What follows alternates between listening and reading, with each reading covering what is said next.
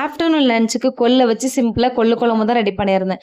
Taste வேற லெவல்ல இருக்கும். அதுக்காக கொள்ளு நைட்டே ஊற வச்சுட்டு, காலையில வாஷ் பண்ணிட்டு குக்கர்ல சேர்த்து ஒரு 5 விசில் விட்டு எடுத்தோம்னா, சூப்பரா கொள்ளு வெந்துரும்.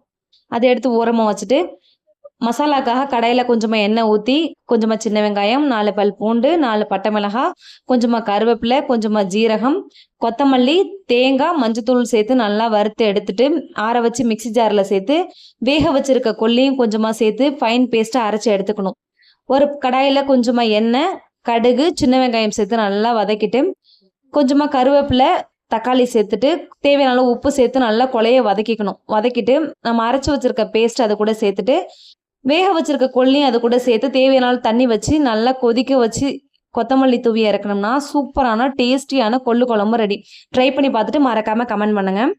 அதுக்கு காம்பினேஷனா முட்டை கிரேவியும் மாங்காய் பச்சடி தான் ரெடி பண்ணியிருந்தேன். நாளைக்கு ஒரு வீடியோல பார்க்கலாம். டாடா பபாய்.